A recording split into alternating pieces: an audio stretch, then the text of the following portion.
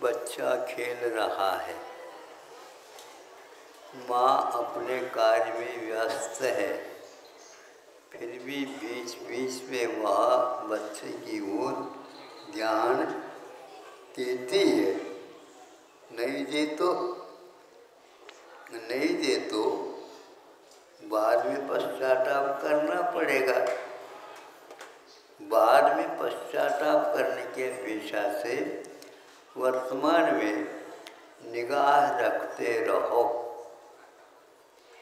अब वो निगाह रखती थी, लेकिन फिर भी बच्चा उस निगाह को भी चमका करके वह अपना काम करता था। हुआ ये है, वो खिसकता गया, जहाँ दीपक रखा गया था उस दीपक को पकड़ने के लिए पुरुषार्थ करता है। तो वो माँ कहती, बेटा नहीं, वो नहीं, जल जाओगे उससे। तुम कहते जलना क्या होता है? बोलो, जलना क्या होता? उसको तो हम दिखा नहीं सकते। जब वह 3-4 बार ऐसे किया और उसी में थोड़ी सी व्यस्त हो गई वो, और रोटी जल रही थी, उसको ठीक कर दिया, तब तक इसने उसको पकड़ ही लिया। निधि मिल गई। एक झलक, एक सेकंड भी नहीं लगा, उंगलियां जल गई। अब वो आई, उसको देखा, हाँ बेटा दीपक ले खेल इसके साथ। तुम तो अनुभवी हो गए हो।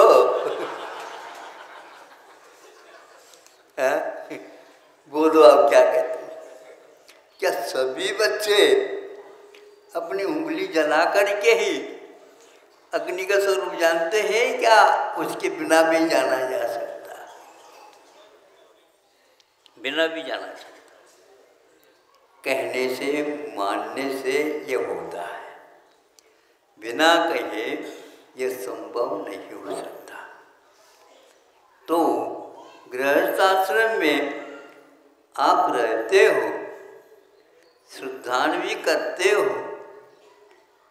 भावना भी पाते हो, सब कुछ करते हुए भी आपको उनका श्रद्धान तो रहता है, किंतु अनुभव नहीं रहता है। अनुभव के लिए उस बच्चे जैसे साहस करना आवश्यक। कहने के उपरांत भी नहीं मानता, अब मानेगा जीवन पर्यंत। नहीं समझे? जो ही दीपक सामने आ गया, अब खिसकता नहीं हो, पीछे की ओर खिसकता।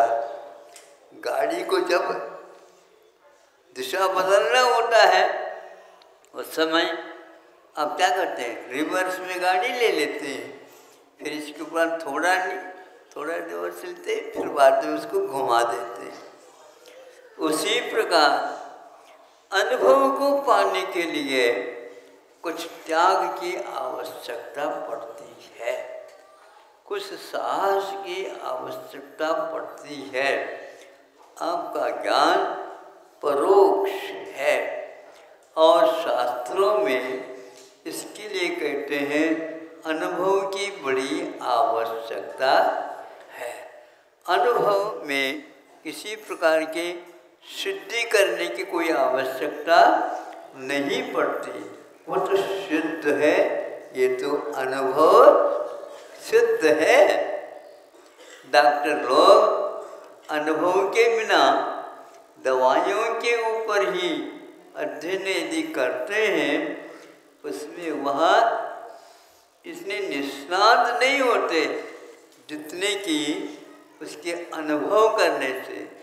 दवाइयों का अनुभव रोग के बिना किया नहीं जाता है। इसलिए आप लोगों को रोग तो हुआ है, लेकिन औषध का ज्ञान नहीं, और वैद्यों को औषध का ज्ञान तो है, लेकिन उस रोग का अनुभव नहीं।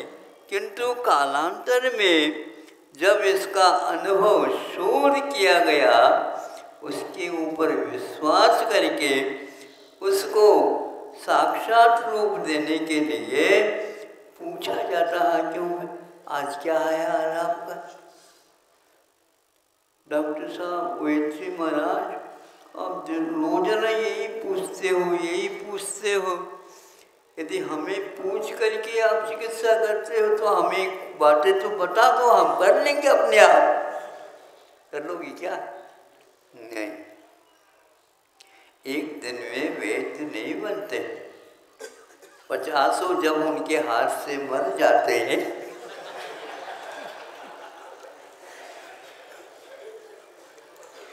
नहीं समझे, ये होता ही है।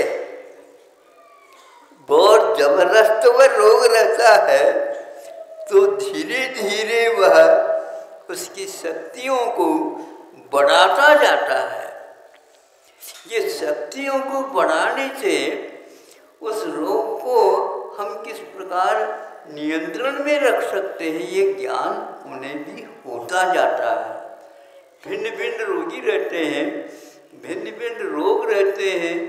एक रोग हो करके भी वह वृद्ध हो सकता है, प्रौढ़ हो सकता है, बालक हो सकता है, आदि आदि। इस प्रकार उस अनुभव तक पहुंचने के लिए बहुत कुछ समय निकलना आवश्यक होता है। आज कुछ बंधु लोग कि प्रत्यक्ष में जो अनुभव होता है उसको घर में बैठे बैठे ही उसका अनुभव चालू कर दिया है। धन्य है, किसने उनको निर्देशन दिया पता नहीं। वह भी निश्चित रूप से पश्चाताप करेगा बाद में, अभी तो वह मज़ा ले रहा है। इसलिए मेरा कहना यह है कि परोक्ष ज्ञान श्रद्धा से बढ़कर के और कुछ नहीं कर सकता है।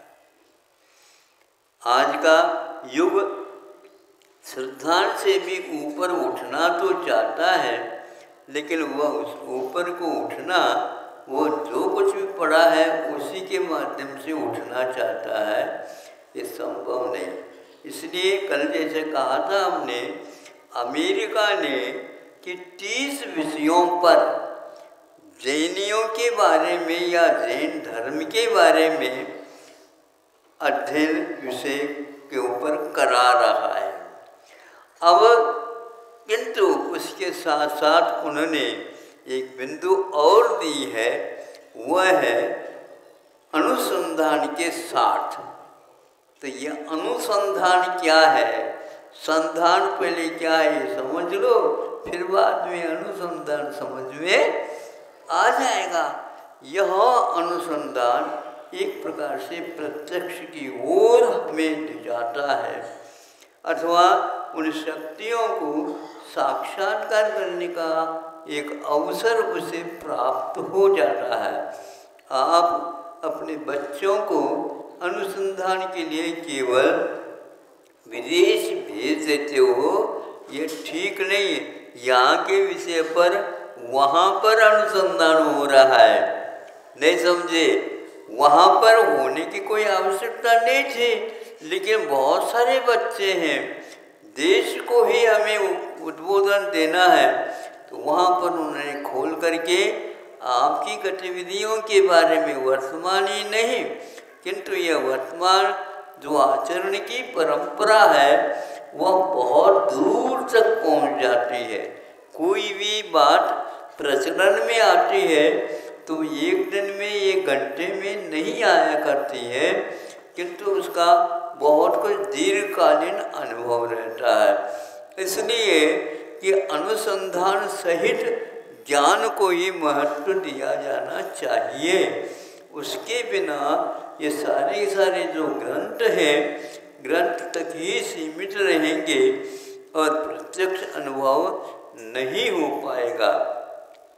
मेरा कहने का यह है कि अनुभव जैसे ही उस दीपक को छू लिया उस बच्चे ने, उस समय उसको हुआ कि माँ क्यों मना करती थी। अब ये समझ में, बड़े होने के उपरांत समझ में आता है और छुटपन में नहीं आता। अथवा यूँ कह दो, अनुभव हमें बहुत उसके निकट तक पहुंचा देता है। वहाँ पहुंचने के लिए हमें आवश्यक है। और इसी प्रकार अब माँ भी नहीं समझे, भगोनी को नीचे उतारती है चूल्हे में से, तो वह भगोनी में दूध है ना, और उसको कहीं गड़बड़ न हो जाए, उसमें उफान न आ जाए और मलाई कटपिट न जाए, इसलिए उसको जल्दी जल्दी नीचे उतारती है। और वह देखता है लड़का, हमारे लिए तो मना करती है और तुम तो अपने जल रहा है और उसको उठाते हो। बेटा, उसमें हमने उंगली नहीं डाली जैसे तुमने डाली थी, नहीं समझे, और बाहर से उसको उतार करके नीचे रखते हैं। तो फिर आप फूंकते क्यों उंगलियों को? तो थोड़े बहुत उसके लिए सीट का पुट मिल जाएगा तो वो ठीक हो जाएगा। इसलिए तो इसी प्रकार वो कहता है, हम भी अभी अभी फूंक रहे। बच्चों, अब फूंकने की कोई आवश्यकता नहीं है, किंतु जो कानों में प्राण फूंका है उसको याद करो। हाँ, आप लोग ताली तो खूब बजाते हो, किसको खुश करने के लिए? नहीं महाराज, हमें खुशी होती है, बात समझ में आती है तो हम ताली बजाते हैं। बहुत अच्छा, किंतु ताली बजाते हुए भी आपको आगे और बढ़ना है। चतुस्संज्ञा ज्वरातुरा, ऐसे श्रावकों के लिए कहा गया है। 4 संज्ञाओं से पीड़ित होता है ज्वर वाला, जिसको तापमान बढ़ जाता है, उसके लिए कहा जाता है तुम अब इसके ऊपर नियंत्रण करना प्रारंभ कर दो। तो सही अनुभव तो उसी को होता है। नियंत्रण करने के उपरांत श्रद्धा तक सीमित न रख करके आपको आगे भी बढ़ना है। मोक्ष मार्ग अभी श्रद्धानात्मक ही मात्र नहीं है, किंतु इसके बाद चलने रूप भी वह दिखता है। और जब हम कदम उठाते हैं तब हमें ज्ञात होता है। इतना ही मैं पर्याप्त समझता हूँ। आप लोगों की उंगलियाँ जल गई हैं, आपको अनुभव प्राप्त हो गया है। इसी प्रकार जीवन में कई प्रकार की आपत्तियाँ आती हैं। उन आपत्तियों के काल में भी आपको अपने हाथ को फूंक करके शांत बना करके उसको सहन करने की आवश्यकता है। आती है क्या? नहीं? बताओ महाराज, क्या बताएं? हैं? किसकी क्या बात कर रहे हो?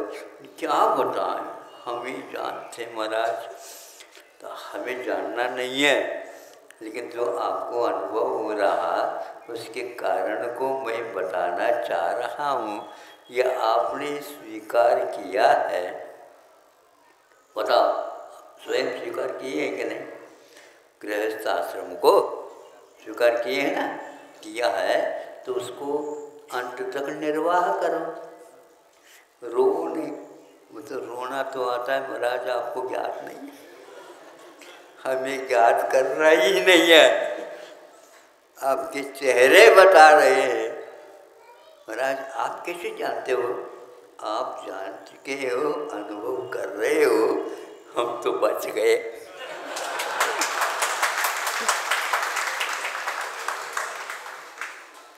नहीं समझे? हम तो बच गए। अब आपको भी बचाने के लिए हम उपाय बता रहे हैं, किसी को कहियो नहीं।